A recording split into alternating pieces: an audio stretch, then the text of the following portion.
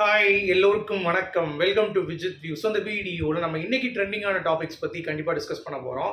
So வீடியோக்குள்ள போகிறதுக்கு முன்னாடி நம்ம சேனல் நீங்கள் புதுசாக இருந்தீங்க அப்படின்னா கண்டிப்பாக சப்ஸ்கிரைப் பண்ணிக்கோங்க. வீடியோ மறக்காமல் ஒரு லைக் பண்ணிக்கோங்க. இப்போ நம்ம வீடியோக்குள்ளே கண்டிப்பாக போகலாம். ஸோ இன்னைக்கு வந்து பார்த்தீங்கன்னா பயங்கர ட்ரெண்டிங்காக இருக்கக்கூடிய ரெண்டு டாபிக் முதல் டாபிக் மோனலிசா அப்படின்னு சொல்லிட்டு ஒரு ஊசி மணி வித்துட்டு இருந்த ஒருத்தவங்களை மீடியா ஒரு அப்படியே கவர் பண்ணி கிரிட்டுன்னு வேற லெவலில் கொண்டு வந்துட்டு இப்போ அவங்களுடைய வாழ்க்கையை எனக்கு போச்சு, எனக்கு பார்த்தீங்கன்னா அவ்வளோதான், இந்த டேரக்டர் எனக்கு வாய்ப்பு கொடுத்த டேரக்டர் பார்த்தீங்கன்னா இந்த மாதிரி பண்ணிட்டாரு, என்னை கண்ட இடத்த தொட்டிருக்காரு அப்படின்ற மாதிரிலாம் பரபரப்பான குற்றச்சாட்டு. அது மட்டும் இல்லாமல் அவங்களுடைய அப்பா அவங்கள பற்றி திடுக்கிடும் தகவல்கள் நிறைய ரிலீஸ் பண்ணியிருக்காங்க. ஸோ இது மொத்தமாக என்ன நடந்துச்சு அப்படிங்கிறத பற்றி பார்க்க போகிறோம். அடுத்து நிறைய பேர் கேட்டிருந்தீங்க வெப் சீரிஸ் காட்டான் எப்படி இருக்குது, ஏன்னா அது இப்போ கொஞ்சம் ட்ரெண்டிங் போயிட்டுருக்கு அப்படிங்கிறது பார்க்க முடியுது.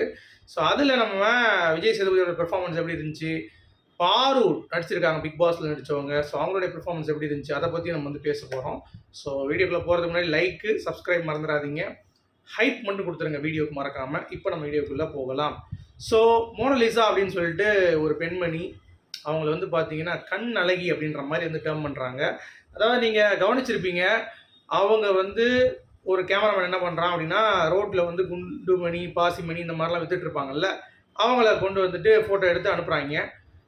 அது பப்ளிஷ் ஆகுது எல்லா மேகசின்ஸ்லையும். ஏன்னா அது இவ்வளோ அழகாக இருக்காங்க, கண் அழகாக இருக்குது அப்படின்ற மாதிரி சொல்லிட்டு ஒரு டேரக்டர், சரிங்களா, அவர் பேர் பார்த்தீங்கன்னா சனோஜ் அப்படின்னு சொல்லிட்டு. ஓகே, அந்த டேரக்டர் என்ன பண்ணுறாரு அப்படின்னா சூப்பரான ஒரு வாய்ப்பு கொடுக்குறேன் அப்படின்னு சொல்லிட்டு அவருடைய முதல் படத்துக்கு, அதாவது அவர் எடுக்கக்கூடிய படத்துக்கு இவங்கள கேஸ்ட் பண்ணுறேன் அப்படின்ற மாதிரி சொல்லி இவங்கள நடிக்க வாய்ப்பு கொடுத்து இவங்கள பார்த்தீங்கன்னா ஒரு நடிகை ஆக்குறாரு.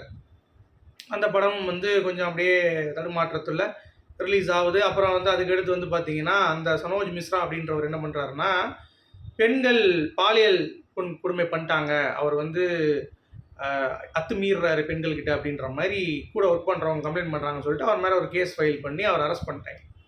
ஸோ கிட்டத்தட்ட ஒரு 10 மாதம் கழித்து அரெஸ்ட் ஆகி அப்புறம் வாய்தாகி இதெல்லாம் போயிட்டு அப்புறம் கோர்ட்டில் உங்களுக்கு தெரியும் சும்மா ப்ராசஸ் எப்படி இருக்குன்ட்டு. அதுக்கடுத்து வந்துட்டார் வெளியே. வந்த பிறகு அந்த கேப்பில் இவங்களுக்கு பார்த்தீங்கன்னா படவாய்வு தான் இருக்குமா இருக்காதான் சொல்லி பயந்துட்டு இருந்தாங்க. ஆனால் அதுக்கடுத்து நிறையா ஷூட் போச்சு, ஆல்பம் சாங் பண்ணாங்க மோனலிசா அப்படின்றவங்க. அவங்களுடைய அந்த தனித்துவம் பார்த்தீங்கன்னா வெளிப்பட்டது அப்படிங்கிறது தான். ஸோ அதில் அவங்க ஒரு ரேஞ்ச் போனாங்க அப்படிங்கிறது பார்க்க முடிஞ்சுச்சு. ஸோ அதுக்கடுத்து என்ன பண்ணுறாங்க அப்படின்னா, அவங்க அப்பாவை மீறி, அதாவது நீங்கள் கேரளா ஸ்டோரி திரைப்படம் பார்த்துருப்பீங்க, அந்த மாதிரியே ஒரு முஸ்லீமை மதம் மாறினாங்களா அப்படிங்கிறது தெரில. ஆனால் ஒரு ப்ரெஸ் மீட் ரீசெண்டாக அவங்க கொடுத்தாங்க ஒரு 2 வாரம் முன்னாடி. அதில் கிளியராக சொல்லியிருந்தாங்க, அதெல்லாம் கிடையவே கிடையாது, நாங்கள் ஹிந்து முறைப்படி தான் பண்ணியிருக்கோம், கல்யாணம் பண்ணியிருக்கோம் அப்படின்ற மாதிரி ஆணித்தரமாக சொல்கிறாங்க. பட் அவங்க அப்பாவுக்கு அது மேலே நம்பிக்கை இல்லை. ஓகே, என்னடா அது இவ்வளோ பெரிய பொண்ணு இவ்வளோ ஸ்டேஜுக்கு போயிட்டாலும் இப்போ எதுக்கு திடீர்னு கல்யாணம் பண்ணாங்க. இன்னொன்று என்ன ஒரு பகிரங்க தகவல் கொடுக்குறாங்க அப்படின்னா 17 வயசு தான் அந்த பொண்ணுக்கு, மைனர் தான் அப்படின்ற மாதிரி சொல்கிறாங்க. அப்படிங்கிற போது இந்த மேரேஜ் எப்படி செல்லுபடி ஆகும் அப்படின்ற மாதிரி ஒரு கேள்வியும் விவாதங்களாக போய்கொண்டிருக்கிறது. ஓகேங்களா, ஆனால் இதில் நீங்கள் நல்லா கவனிச்சிங்கன்னா அந்த 18 வயசு அப்படிங்கிறத சில பேர் என்ன சொல்கிறாங்க, இல்லைங்க அதுங்க ஆயிடுச்சுங்க அப்படின்றாங்க. பட் இவங்களுடைய அப்பா என்ன சொல்கிறாங்கன்னா, இல்லை எனக்கு இவங்களுடைய மதமாற்ற கல்யாணத்தில் ஒரு இன்ட்ரெஸ்ட் இல்லை அப்படின்ற மாதிரி சொன்ன உடனே இதை திருப்புறாங்க. எப்படி திருப்புறாங்க அப்படின்னா, இந்த மோனலிசா அப்படின்றவங்க, நாங்கள் கரெக்டாக தான் இருக்கோம், எங்களுக்கு அந்த மாதிரிலாம் ஜிகாது மாதிரிலாம் எதுவும் நடக்கலை, நான் இதில் தான் இருக்கேன், எனக்கு இந்த மதம் தான் அப்படின்ற மாதிரி நான் மதம் மாறல, நான் இந்த முறைப்படி தான் கல்யாணம் பண்ணுறேன் அப்படின்ற மாதிரி அவங்க சொல்கிறாங்க. பட் அவங்க அப்பா பார்த்திங்கன்னா இந்த மாதிரி நீ பண்ணிட்ட, அதனால் இனிமேல் என் பொண்ணே கிடையாது, நீ சொல்கிறத கேட்கவே இல்லை அப்படின்ற மாதிரி ரொம்ப அவங்கள கல்யாணம் பண்ண விடாமல் தான் தடுத்துருக்காங்க அவங்க வீட்டிலேருந்து. பட் அதை மீறி இவங்க கல்யாணம் பண்ணிட்டாங்க. சரி, கல்யாணம் பண்ணிட்டாங்களே ஹாப்பியாக இருப்பாங்கன்னு சொல்லி விட ப்ரெஸ் மீட்டில் பார்த்தீங்கன்னா இவர் அறிக்கை விடுறாரு, யார் அவருடைய ஹஸ்பண்டு, இந்த மாதிரி மதம் மாறலாம் சொல்லலைங்க, அவங்க அப்படியே தான் இருக்காங்க, நானும் அப்படியே தான் இருக்கேன், இது ஜிகாது அந்த மாதிரிலாம் நீங்கள் நினைக்காதீங்க, அந்த மாதிரிலாம் கிடையாது அப்படின்ற மாதிரி ஓப்பனாக ஸ்டேட்மெண்ட் கொடுக்குறாரு. பட் நீங்கள் பார்த்துருப்பீங்க, இப்போ லேட்டஸ்ட்டாக அப்படி தான் பண்ணுறாங்க. கல்யாணம் பண்ணிட்டு அவங்கள மாற்றிட்டு எங்கேயாவது நாடு கடத்தி அவங்கள அப்படியே அங்கே போய் கொடுத்துன்னு வச்சிடுறாங்க அப்படிங்கிறத நம்ம நிறைய படத்தில் பார்த்தோம். ஸோ அதே மாதிரி நடக்குமா அப்படின்ற மாதிரி ஒரு பயம் இருந்தது அப்படிங்கிறது இவங்களுடைய எண்ணம். அடுத்த கேள்வி வரும் அப்படின்னு சொல்லிட்டு மோனலிசா என்ன பண்ணுறாங்க அப்படின்னா, இதை திசை திருப்புவதற்காக பண்ணுறாங்க அப்படின்ற மாதிரி சொல்கிறாங்க. பட் எதுக்கு பண்ணாங்க அப்படிங்கிறது தெரில.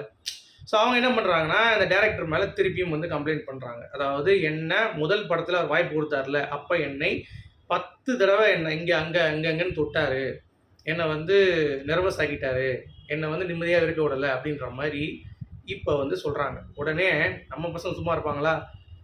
ஸ்பிரிச்சுவல் வாரியர்ஸ் இறங்கி, ஏம்மா நீ எதுக்கு இப்போ வந்து போய் ஓப்பன் பண்ணுற? இவ்வளோ நேரம் வந்து நடிச்சல, அந்த படத்தில் நடிச்சு தானே வெளியே வந்திருக்க, அவர் தானே உனக்கு முதல் வாய்ப்பு கொடுத்தாரு, இப்போ என்ன அவர் இப்போ வந்து சொல்லி காமிக்கிற அப்படின்ற மாதிரி அவங்க வந்து சொல்ல, அதெல்லாம் அவங்க தெரியாது, எனக்கு அவர் பண்ணாருன்ற மாதிரி சொல்லிட்டாங்க. இப்போ அந்த கம்ப்ளைண்ட் ரெஜிஸ்டர் பண்ணி அவர்கிட்ட வந்து கேட்கும் பொழுது அவர் வந்து தெளிவாக நேற்று ஒரு வீடியோ வந்து போட்டிருக்காரு அந்த டைரக்டர். இந்த மாதிரி நான் தான் ஃபஸ்ட்டு அந்த ஜிஹாதை பற்றி படம் எடுத்து இது பண்ணியிருந்தேன். ஸோ அவங்க இதை பண்ணுறாங்க அப்படிங்கிறத நான் எக்ஸ்போஸ் பண்ணதுனால என் மேலே இப்போ வந்து இதை எனக்கு கொடுத்து திசை திருப்புறா. மற்றபடி நான் அப்படிலாம் வந்து கிடையாது. என் பொண்ணுக்கிட்டே என்னை திட்டுவாங்க, ஏங்க எனக்கு நீங்கள் வாய்ப்பு கொடுக்க மாட்டீங்க அப்படின்னு சொல்லி எங்கள் பொண்ணு கேட்பாங்க, அப்பா ஏன்ப்பா எனக்கு இந்த பொண்ணுக்கு எதுக்கு வாய்ப்பு கொடுக்குறீங்க, எங்களுக்கு ஏன் கொடுக்க மாட்டீங்கன்னு சொல்லி என் பொண்ணே புறாமப்பட்டாங்க. அந்தளவுக்கு இந்த பொண்ணை நான் வந்து பார்த்து வளர்த்துருக்கேன், அவளுக்கு சொல்லி கொடுத்துருக்கேன் ஆக்டிங்னா என்ன அப்படின்னு சொல்லிட்டு. அவள் வந்து என் முதுகில் குத்துறதுக்கான மெயின் காரணம், நான் படம் எடுத்ததில்ல, எனக்கு இந்த மாதிரி நான் எடுத்திருந்தேன், அதனால் இதை சேர்த்துருப்பதுக்காக தான் பண்ணுறாங்க. இவங்க இப்போ மேரேஜ் பண்ணிக்கிட்டதும் வந்து இதே மாதிரி தான் நடக்க போகுது அப்படின்னு சொல்லிட்டு அவரும் வந்து சனாதன தர்மத்துக்கு எதிராக இருக்கிறது அப்படின்ற மாதிரி இதை அரசியலாக்கி அவர் திருப்பி விட்டார். இப்போ இந்த பொண்ணுக்கு வந்து பார்த்தீங்கன்னா நிறையா நெகட்டிவ் விமர்சனம் வந்துட்டு இருக்கு அப்படிங்கிறது பார்க்க முடியுது. இதெல்லாம் பார்க்கும் பொழுது நமக்கு என்னடா தோணுது அப்படின்னா, இதில் யார் சொல்வது உண்மை பொய் அதெல்லாம் வந்து தாண்டி இந்த மேரேஜ் அப்படிங்கிறது கண்டிப்பாக வந்து நடந்திருக்குமா நடந்திருக்கக்கூடாதா அப்படின்னு சொல்லி கேட்டிங்கன்னா, 17 வயசு அப்படின்னு சொல்லி இவங்க கிளைம் பண்ணாங்கன்னா நடந்திருக்கக்கூடாது கண்டிப்பாக. ஓகேங்களா?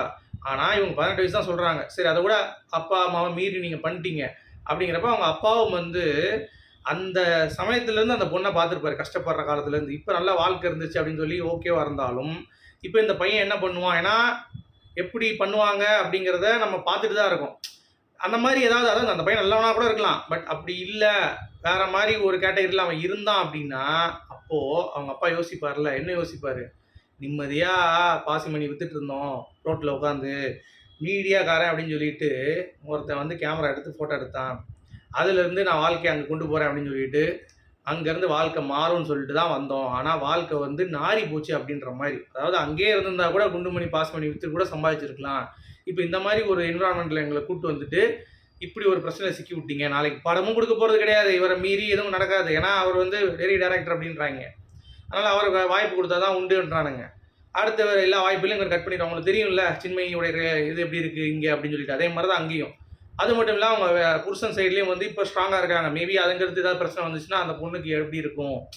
ஸோ வாழ்க்கையில் இதெல்லாம் வந்து ஒரு பாடம் அப்படின்ற மாதிரி அவங்க அப்பா வந்து ரொம்ப அழுது ஒரு பேட்டி வந்து ரீசெண்டாக வந்து கொடுத்துருக்காரு. அதை பார்க்கும் பொழுது நமக்கே வந்து பார்த்தீங்கன்னா இதை நியூஸாக பண்ணணும் அப்படின்ற மாதிரி ஒரு எண்ணம் இருந்தது. அதான் வந்து சொல்கிறேன்.